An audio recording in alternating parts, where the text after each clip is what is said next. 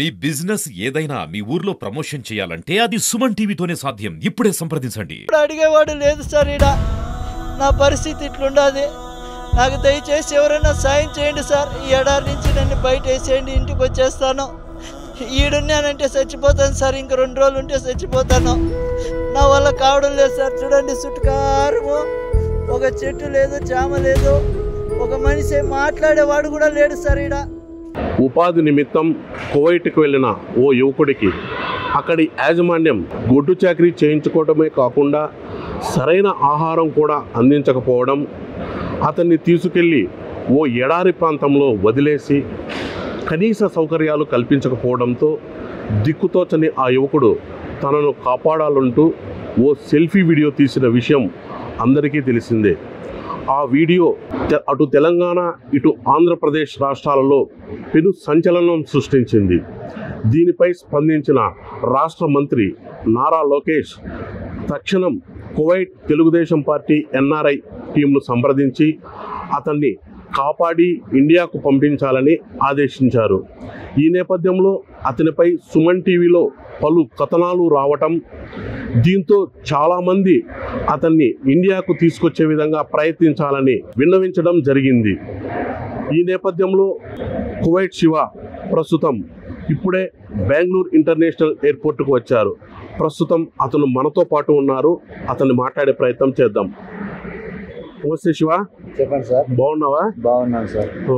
మా ప్రయాణం బాగా జరిగిందా? బాగానే జరిగింది సార్. ఇప్పుడు నీకు అక్కడ కువైట్లో ఎటువంటి ఇబ్బంది రాలేదా నిన్ను ఇక్కడ ఇండియాకు పంపించేందుకు? రాలేదు సార్. ఎందుకంటే ఇక్కడ మీరు ఇట్లా వాళ్ళ ఆఫీసర్లు నాకు బాగా ప్రోత్సహించడంతో కొంచెం ఇబ్బంది లేకుండా తొందరగా బయటపడినాను సార్. లేకపోతే మీలాంటి వాళ్ళు సాయం చేయకపోతే, ఇప్పుడు మన లోకేష్ గారు, మీలాంటి సుమన్ టీవీ వాళ్ళు, ఇలాంటి వాళ్ళు లేకపోతే నాకు చాలా ఇబ్బంది అయ్యేది. ఇప్పుడు అక్కడ సార్లు ఆఫీసర్లు కూడా చాలా ఉత్సాహంగా పనిచేసి నాకు తొందరగా చేసి అబ్బాయిని ఎలాగైనా ఇంటికి పంపించేయాలని చేయడం వల్ల కొద్ది తొందరగా నేను ఇంటికి రావడం జరిగింది సార్. మీకు అక్కడ కువైట్లో తెలుగుదేశం పార్టీ ఎన్ఆర్ఐ టీం బాగా సహకరించారా? చేశారు సార్. కారు పంపించారు అక్కడికి.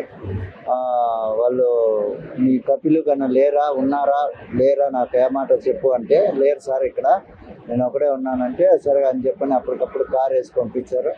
ఆ కారులోని ఫాస్ట్గా వచ్చి నన్ను ఎక్కించుకొని తీసుకొచ్చారు ఎన్ఆర్ఐ గారు వాళ్ళు, తెలుగుదేశం అధ్యక్షుడు మన ఎంఎస్సీకి తీసుకొచ్చారు. ఎంఎస్సీ వాళ్ళు సార్ వాళ్ళు కూడా ఇవాళ నాకు 10 నుంచి మొన్నటి నుంచి కూడా వాళ్ళు కూడా చాలా బాగా పనిచేసి నాకు పాస్పోర్ట్ టికెట్ మొత్తం అంతా చూసి పంపించారు సార్.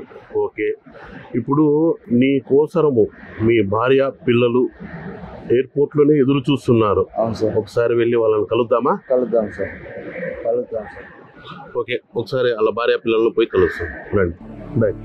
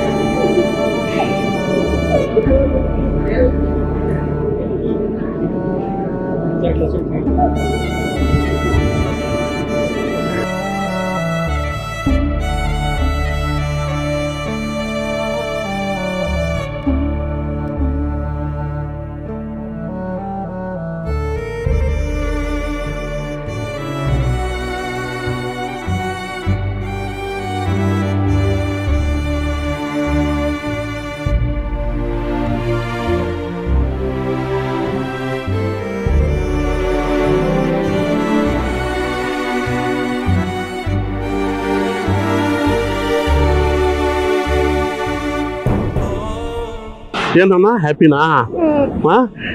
ఏమన్నా హ్యాపీనా? ఓకే, డాడీని చూసిన దీంట్లో ఆయన భార్య పిల్లలు చాలా ఎమోషన్కి లోనయ్యారు.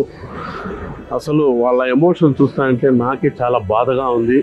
ఓకే, ఎనీవే ఈ కథ ఇటు సుఖాంతం కావడం పట్ల తెలుగు రాష్ట్ర ప్రజలు మీరు ఇట్లా రావడం పట్ల వాళ్ళు చాలామంది కోరుకుంటా ఉన్నారు, ఆ శివాను కాపాడండి కాపాడండి అని చాలామంది మాకు కామెంట్లు కూడా పెట్టారు. మీ భార్య పిల్లలు అయితే అసలు పిల్లలు అయితే ఒకరోజు అన్నం కూడా తినలేదంట. ఏమే రాష్ట్ర ప్రభుత్వ సహకారంతో మీరు తిరిగి క్షేమంగా ఇండియాకి రావడం పట్ల చాలామంది సంతోషపడతారు.